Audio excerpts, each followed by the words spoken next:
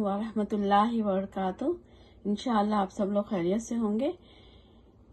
जी इंशाअल्लाह आज की हमारी डिश दलीम है, जिसके लिए चीज़ें बता देते हैं आपको।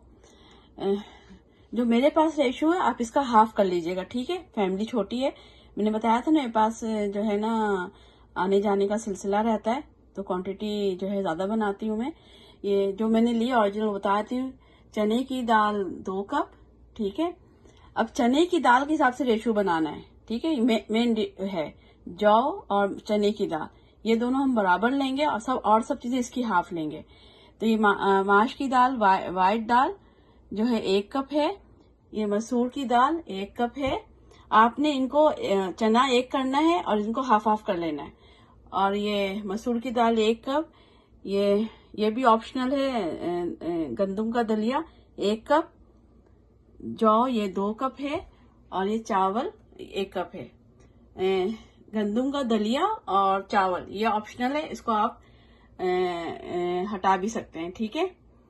तो लेकिन लोग डालते हैं, तो मैंने कहा कि आप लोगों को मुकम्मल रेसिपी दी जाए, ठीक है। इस तरह भी बनता है और उसको आप हटा के भी बना सकते हैं। तो इनको सब धो के हमने जो है ओवरनाइट कर लें, बहुत अच्छा रहता है। ईशा के बाद धो धा के रख दें और फजर के बाद इसको चढ़ा दें, ये बहुत बेस्ट ऑप्शन होता है। लेकिन दिन में करना है तो नाश्ते के बाद चढ़ाएं, रात में पकाएं इसको। तो इसको धो के 4 से 8 घंटा इसको भिगोना है, तो दाल गलाने में अच्छा रहता है। आप अलग अलग भी गला सकते हैं, नहीं बहुत काम होता है तो जौ और गंदम को अलग कर लें, सब दालें साथ कर लें, ठीक है। तो इंशाल्लाह बताते हैं आगे क्या करते हैं। ये सारी चीजें 6-7 घंटे भीग चुके हैं। इसको अच्छे से धो लिया, दोबारा धो के इस पतीली में डालना है, ठीक है। देखें इस तरह धो के छन्ने से डाल दें। और जो बिगनर्स हैं वो जो है सारी दालें एक साथ गलाएं और दूसरी चीजें यानी जौ दलिया, गंदम का दलिया वो अलग से गलाएं, ताकि उनको चिपकने का मसला ना हो, ठीक है। तो ये प्रैक्टिस से भी आता, थोड़ी मुश्किल होती है, तो आपने ये करना। तो सारी चीजें हमें इस तरह सब चीजें हमने डाल दी है, और 3-4 जग जो है पानी भी डाल दिया है इसमें, ढेर सारा पानी डाल दिया 3-4 जग। और इसको दरमियानी आंच में अब हम पका लेंगे। देखिए सारी चीजें डाल दी है, इसको दरमियानी आंच में पकाएंगे अब, ताकि गल जाए। ऊपर जो फोम और झाग बनेगा दाल की तरह, वो सब बाहर डालेंगे। और फिर इसमें हम जो है गोश्त जो है पका के भून के डालेंगे। अल्हम्दुलिल्लाह जो दलीम का सारा अनाज था वो हमारा अल्हम्दुलिल्लाह गल गया है। अब एक मसाले पे आपने ये देखना है, ये गोश्त है 1.5-2 किलो है, और ये प्याज है 1 बड़ी, और ये मसाले देख लें। पिसा हुआ धनिया है 2 टेबल स्पून, 1 टीस्पून जीरा है साबित। गरम मसाले में लौंग, इलायची, दालचीनी थोड़े से हैं, देखें। यह मिर्च है पीसी हुई 1 टेबल स्पून, हल्दी 1 टीस्पून, काली मिर्च 1 टीस्पून पिसा हुआ। लहसुन जो है ये देख लें 10-12 जौ है। ये हरी मिर्च है थोड़ी सी।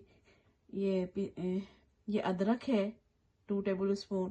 ये नमक है, ये ब्लैक सॉल्ट है, ठीक है। ये पापरिका है, धनिया, जीरा, सारे जो कॉमन मसाले हैं वो सारे हैं। ये दही है 1 कप, ठीक है। अब इनको गोश्त में डालकर आप भून लें। और गोश्त को अगर आप डायरेक्ट भी सिर्फ हल्का सा मसाले से गला लें और सारे मसाले इसमें डाल दें, ये भी ऑप्शन आसान होता है कि हम ये सारे मसाले जो है अपने इसमें डाल दें, ये सारे मसाले अपने दलीम में डाल दें। तो दोनों ऑप्शन है। तो मैं थोड़ा सा मसाले से गोश्त भून लेंगे और ज्यादा मसाला इसमें डाल देंगे, ठीक है। और फिर इसको पका लेंगे,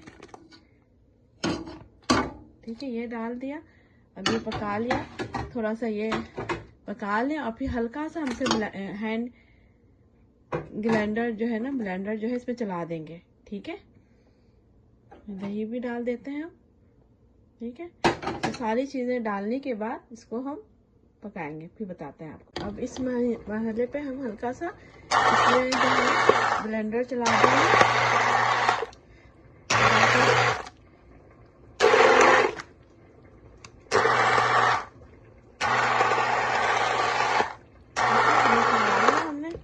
अब ये हमारा ये तैयार हो रहा है। अब ये देखिए हमारा कौरमा भी तकरीबन हलीम का तैयार है। कम मसाला चढ़ा दिया है। बोनलेस मीट हो तो ज़्यादा बेहतर होता है, गाय हो, बकरा हो या मुर्गी, जो आपको पसंद या जो आप अफोर्ड कर सकते हैं। गोश्त थोड़ा ज़्यादा भी हो सकता है आपकी पसंद में। जब ये बोनलेस होता है तो बस काम थोड़ा आसान हो जाता है।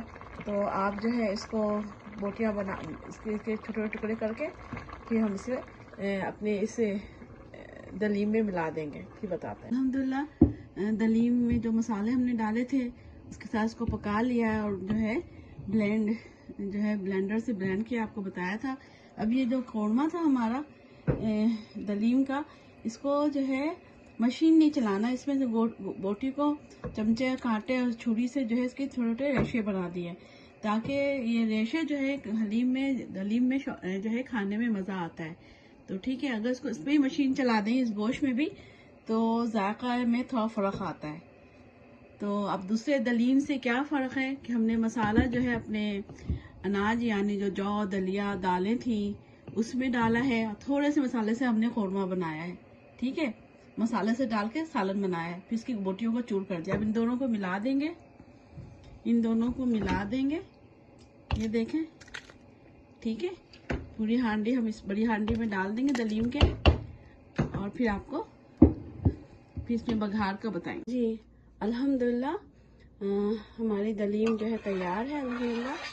हाँ, इसमें हमने गोश्त तोड़ के डाला है ताकि जायका जो है काफ़ी बेहतर आता है। तोड़ के डालेंगे तो अगर गोश्त को ही ब्लेंड कर लेंगे आप तो जायके में बहुत फ़र्क आता है।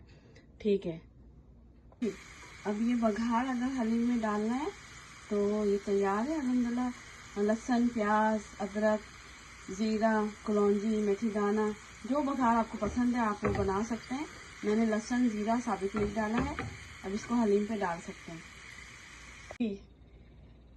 ठीक है, अब ये बता रहे थे आपको, ये बघार तैयार है। जब आप हलीम की सर्विंग करेंगे तो धनिया, लेमन कटे हुए, लेमन को इसी तरह काटना है, छिलका और जो है ना गूदा नहीं, साथ ही इस्तेमाल करना है। हरी मिर्च, और ये है भुना हुआ धनिया, जीरा, साबित मिर्च, थोड़ा सा काला नमक और थोड़ा सा टाटरी वैसे। और फिर घी से भी सर्व कर सकते हैं आप। ये सर्विंग बता दी, बॉल में निकालें और ये दलीम है हमारे सामने में, देखें। ठीक है, अब ये सब चीज़ें सर्विंग में डालेंगे, मज़े से खाएं, अल्लाह का शुक्र अदा करें। अल्लाह ताला हमें हिदायत, सेहत, आसानी दे, आसानी बांटने वाला बनाए। अपना दूसरों का ख्याल रखें, दुआओं में सबको याद रखें। अस्सलामु अलैकुम व रहमतुल्लाहि व बरकातुहू।